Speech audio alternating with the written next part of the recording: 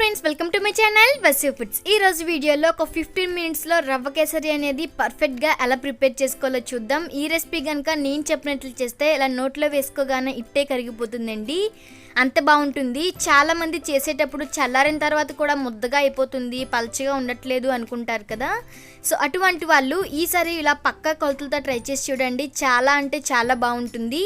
Evening పూట తినడానికి కాదండి, నైవేద్యంగా కూడా ఈ రెసిపీని ప్రిపేర్ చేయొచ్చు. సో దానికోసం ముందుగా స్టవ్ ఆన్ చేసుకొని ప్యాన్ పెట్టుకున్నాను.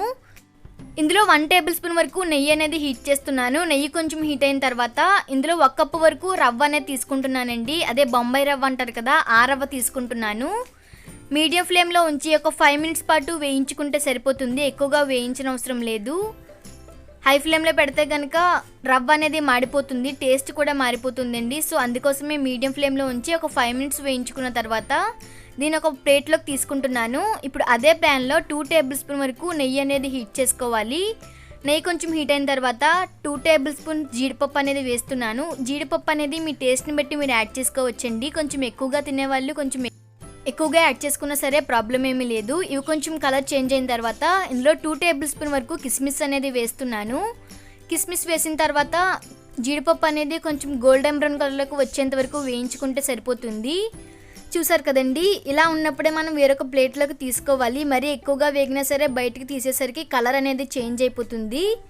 సో ఇప్పుడు వేరొక ప్యాన్ పెట్టుకొని అందులో ఎసరు అనేది తీసుకోవాలండి. ఏ కప్పుతో అయితే నూక తీసుకున్నామో అదే కప్పుతో 3 కప్పుల వరకు వాటర్ అనేది తీసుకోవాలి. కానీ ఇక్కడ నేను 2 కప్పుల వరకు నీళ్లు అలాగే 1 కప్పు వరకు పాలు అనేవి తీసుకుంటున్నానండి. పాలు అనేవి పూర్తిగా ఆప్షనల్ మాత్రమే. మీకు ఇష్టమైతే యాడ్ చేసుకోవచ్చు, లేదంటే లేదు. ఇష్టం లేని వాళ్ళు 3 కప్పుల వరకు వాటర్ అనేది తీసుకుంటే పర్ఫెక్ట్గా ఉంటుందన్నమాట. మీడియం ఫ్లేమ్లో ఉంచి ఎసరు అనేది బాగా మరిగేంత వరకు మరిగించుకోవాలి. ఎసరు అనేది ఎంత బాగా మరిగితే రవ్వ కేసరి అనేది అంత బాగుంటుందండి. పూర్తిగా మరిగిన తర్వాత మాత్రమే వేసుకోవాలి. ముందుగా వేయించి పెట్టుకున్నటువంటి రవ్వ అనేది వేస్తున్నాను. కొద్దిగా యాడ్ చేస్తూ మొత్తం అంతా కూడా బాగా కలిసే విధంగా కలుపుకోవాలి. ఒకసారి యాడ్ చేస్తే కనుక ఉండలు కట్టేస్తుంది. సో అందుకోసమే కొద్దిగా యాడ్ చేస్తూ ఇక్కడ చూపించిన విధంగా మొత్తం అంతా కూడా ఎక్కడా ఉండలు లేకుండా కలుపుకోవాలన్నమాట. ఇది కొంచెం కలుపుకున్న తర్వాత ఇప్పుడు నేను షుగర్ అనేది యాడ్ చేస్తున్నానండి. 1 కప్పు వరకు రవ్వ తీసుకున్నాం కదా, 1.5 కప్పు వరకు షుగర్ అయితే పర్ఫెక్ట్గా సరిపోతుంది. కొంచెం స్వీట్ ఎక్కువగా ఇష్టపడే వాళ్ళు 2 కప్పుల వరకు వేసుకుంటే సరిపోతుందండి. మరి ఎక్కువగా అయినా సరే స్వీట్ అనేది ఎక్కువైపోయి తినడానికి కూడా బాగుండదు.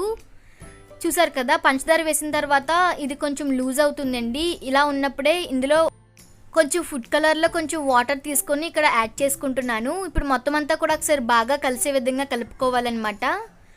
మీడియం ఫ్లేమ్లో ఉంచి ఈ ప్రాసెస్ అంతా కూడా చేయాలండి. ఇలా కలుపుకున్న తర్వాత ఇందులో 1 టేబుల్ స్పూన్ వరకు నెయ్యి అనేది యాడ్ చేస్తున్నాను. నెయ్యి వేసిన తర్వాత మరొకసారి మొత్తం అంతా కూడా కలుపుకోవాలి.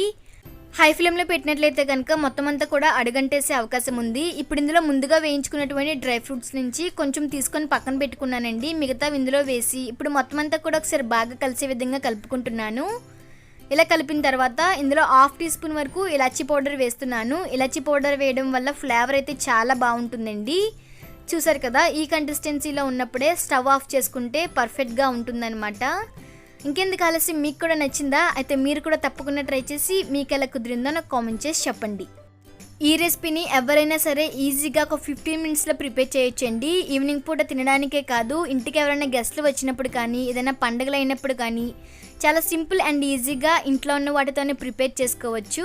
ఇప్పుడు ముందుగా తీసి పక్కన పెట్టుకున్నటువంటి డ్రై ఫ్రూట్స్తో గార్నిష్ చేసుకుంటున్నాను. సో ఈ వీడియో కనుక నచ్చినట్లయితే లైక్ చేయండి, షేర్ చేయండి, అలాగే నా ఛానల్ని సబ్స్క్రైబ్ చేయడం మర్చిపోవద్దు.